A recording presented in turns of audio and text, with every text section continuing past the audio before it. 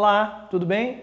Hoje a gente retoma a falar sobre análise sintática. A gente vai estudar o sujeito indeterminado e a oração sem sujeito. É importante que quando a gente volte a estudar a análise sintática, a gente se lembre sempre que quando há um estudo de uma oração, a gente precisa identificar alguns elementos básicos, né? O sujeito, o predicado, o que define a existência de uma oração, que é a presença do verbo. Só que no caso do sujeito indeterminado e da oração sem sujeito, essas duas categorias ganham uma característica especial na língua portuguesa porque muita gente confunde o que é sujeito indeterminado, o que é oração sem sujeito, como é que eu consigo reconhecer uma construção feita com sujeito indeterminado, o que é que define uma oração sem sujeito.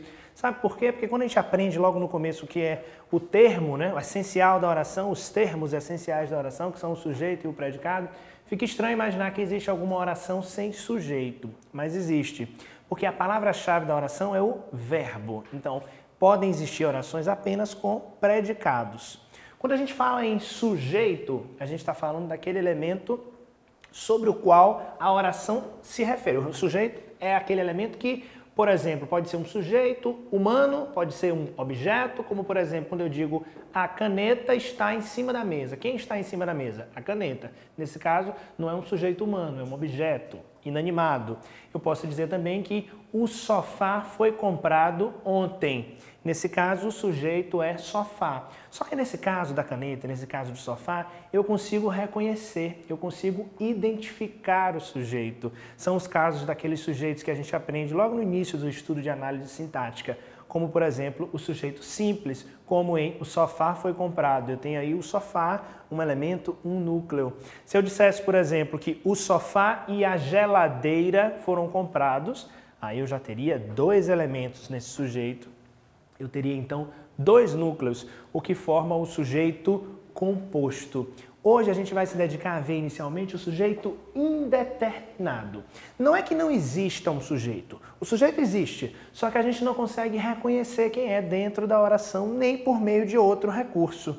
Quer ver um exemplo? No caso dos verbos que se apresentam na terceira pessoa do plural, ok? Terceira pessoa do plural, lembra das pessoas do discurso? Eu, tu, ele, nós, vós, eles. A terceira pessoa do plural é eles ou elas. Estão falando que haverá greve. Perceba que essa construção, estão falando, é uma locução verbal e o verbo estão está na terceira pessoa do plural, não nos permite a identificação de quem está falando. Ou seja, o sujeito indeterminado, de fato, cria, uma possibilidade linguística de construção que impede a identificação do sujeito. Você pode até me dizer, bom, mas eles estão falando ou elas estão falando. Eles quem? Elas quem? Não há como a gente identificar. Se não há como a gente identificar, a gente chama esse sujeito de sujeito indeterminado. Uma das marcas desse sujeito indeterminado é o uso do verbo na terceira pessoa do plural. Utiliza-se isso quando a gente realmente não sabe, ou quando na oralidade, por exemplo, a gente quer falar de alguma coisa e a gente não quer identificar o autor, né? Típico de uma fofoca, típico de um boato, quando diz, olha, estão falando por aí, estão dizendo, disseram, ou seja, a gente nunca sabe exatamente quem foi. Quando a gente usa essas construções que não permitem a identificação, a gente está usando um sujeito indeterminado. A gente sabe que ele existe, mas não consegue reconhecer. Resolveram tudo sem nossa ajuda. Quem resolveram? Não sabemos, não está claro. Novamente, verbo na terceira pessoa do plural, uma construção que não permite a identificação. Lembra que quando a gente está falando de verbos na terceira pessoa do plural, a gente tem que ter um cuidado com a grafia final aí quando forem verbos, no passado ou no futuro, AM ou ATO, não esquece disso. Uma outra possibilidade com o verbo, com o sujeito indeterminado, são os verbos na terceira pessoa do singular. Esse é um uso mais coloquial, ou seja, é um uso mais informal. Quando a gente está falando de coloquial, a gente está falando de um nível de formalidade menor, típico da oralidade, por exemplo. Diz que agora todos devem usar o cinto de segurança no ônibus. Essa construção começando assim, diz que agora, a gente não sabe quem está dizendo, é uma construção típica do discurso oral. Ela não é recomendada no discurso escrito. Mas como a comunicação ela não se dá apenas na modalidade oral, a gente também utiliza de recursos expressivos da oralidade, é importante que você também reconheça e saiba que existe esse outro formato, né? Com a terceira pessoa do singular. Diz que agora, não sabemos quem disse. Então, fica bem informal, fica bem indefinido, fica bem indeterminado, que é esse o nome, né? Uma outra construção, verbos na terceira pessoa do singular mais o pronome se. Nesse caso, também fica indefinido sobre quem nós estamos falando. E aí, eu quero chamar a atenção de vocês para essas construções, porque essa partícula se na língua portuguesa tem muitos significados. E é importante que agora a gente reconheça esse significado como um índice de indeterminação do sujeito. Tudo isso mesmo, essa palavrinha se, nesse caso, ganha uma classificação de índice de indeterminação do sujeito, porque ele funciona exatamente para indicar que o sujeito não está determinado.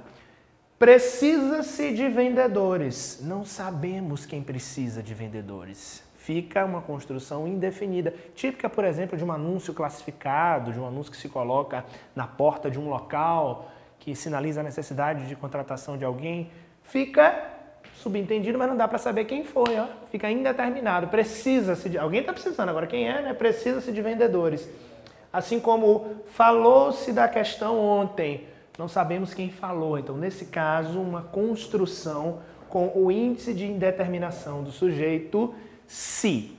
A partícula se tem outros usos na língua portuguesa. Ela pode funcionar também como uma partícula apassivadora, ou seja, quando eu uso essa partícula para expressar uma voz passiva. Quando, por exemplo, quando eu digo alugam-se carros. Nesse caso, eu posso alterar essa construção para carros são alugados. Então, esse se ele já não funciona mais como índice de indeterminação do sujeito. Ele funciona para sinalizar uma voz passiva. Existe a partícula se também para sinalizar a questão do pronome reflexivo, né? Quando eu digo ela se cortou, esse se aí é um pronome que indica a reflexividade. Existe também o se como uma conjunção que indica condição. Quando eu digo se eu for ao show, levarei a minha irmã. Há uma possibilidade, há uma condição marcada por essa condição se. Existe também o se como conjunção integrante, iniciando outras orações. Quando eu digo assim, eu gostaria de saber se você vai ao show. Esse se aí é uma partícula que inicia uma conjunção integrante que inicia uma oração. Ou seja, só nesses exemplos eu apresentei para vocês 5 usos do se. Não confunda com o índice de indeterminação. Como é que eu faço para não confundir? Reconhecendo a construção por meio de um verbo na terceira pessoa do singular, ele ou ela, e o uso da partícula. Então, os outros usos você vai reconhecer de outras formas. Memoriza que no caso do indeterminado é um verbo na terceira pessoa do singular, mas o pronome se. Cuidado para não confundir o sujeito indeterminado com o sujeito oculto ou desinencial.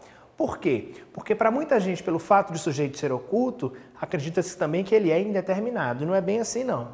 No caso do sujeito oculto, ou também chamado de desinencial, é possível identificar o sujeito por meio da terminação verbal. Quando se diz, por exemplo, concluímos o trabalho do dia. Quem concluiu? Nós. Por que a gente sabe que foi nós? Mesmo que a gente não tenha dentro da oração esse pronome. Por conta do uso do verbo, da terminação do verbo, a desinência permite que a gente identifique o sujeito. Concluímos, reconhecemos a pessoa nós. Diferente daqui que a gente não consegue reconhecer, por mais que o verbo esteja na terceira pessoa, a gente não sabe de quem se trata. A outra construção que a gente vai aprender hoje é a oração sem sujeito. Ou seja, se as orações não têm sujeito, nesse caso elas só apresentam predicado, que é o outro termo essencial da oração, centralizado no verbo. Até porque para ser uma oração vai ter que ter verbo. Casos da oração sem sujeito. Verbos que indicam fenômenos naturais. Quer ver um exemplo? Chove frequentemente em Manaus. Essa construção com o verbo chover impede o reconhecimento de um sujeito. Então a gente diz que esse verbo não pode ser conjugado. É um caso de um verbo que não tem pessoa, é um verbo impessoal. A gente não reconhece esse verbo, não tem como identificar um sujeito para esse verbo. Esse verbo não é nem conjugado, ele não é conjugado nas pessoas do discurso. Verbos como chover, como anoitecer, amanhecer, trovejar, ventar, são verbos indicativos de fenômenos da natureza. Um outro exemplo aqui, No verão, anoitece mais tarde, ou seja, anoitecer aqui também é um verbo que não pode ser conjugado, é um verbo que indica fenômeno da natureza. Preste bem atenção que no caso aqui a pessoa que vai fazer essa análise, ela pode intuitivamente ou erroneamente reconhecer no verão como um sujeito. Olha só, no verão anoitece mais tarde. Quem anoitece mais tarde? No verão? Não, isso aí estaria completamente errado. Olha o deslocamento proporcionado pela vírgula, olha a informação de circunstância, quando que anoitece mais tarde? No verão. Então isso aqui é um indicativo de circunstância, é um adjunto adverbial, não é um sujeito. A gente reconhece o sujeito perguntando ao verbo. Dá para saber quem anoitece aqui? Não, não dá. É por isso que a gente chama de uma oração sem sujeito. Outro caso muito comum de oração sem sujeito são orações construídas com os verbos ser, estar e fazer, indicando tempo. Não vai achar que todas as construções oracionais, todas as orações com o verbo ser, estar e fazer, não tem sujeito, hein? Não é isso. É quando esses verbos estiverem indicando tempo.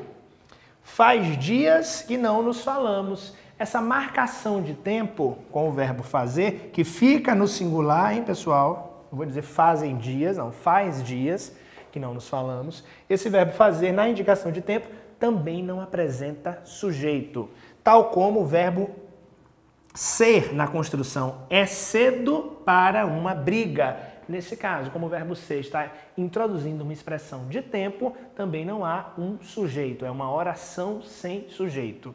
Vamos ver aqui agora o verbo haver, o clássico exemplo da oração sem sujeito, haver no sentido de existir. Esse verbo também não varia, preste atenção.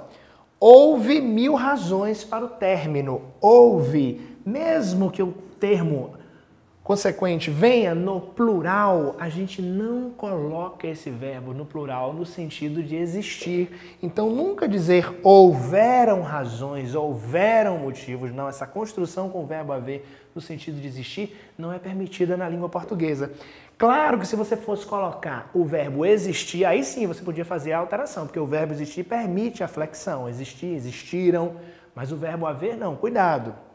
Em qualquer tempo, aqui um exemplo no presente. Há 1000 razões para a gente ser feliz. Há razões. O verbo haver, há o complemento aqui no plural, mas a gente não faz alteração de número, hein?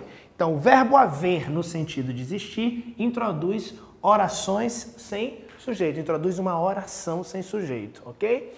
Então, a partir de agora, quando você vê orações construídas com verbos indicativos de fenômenos naturais, o verbo ser, estar e fazendo indicando tempo, ou o verbo haver no sentido de existir, você vai reconhecer uma oração sem sujeito.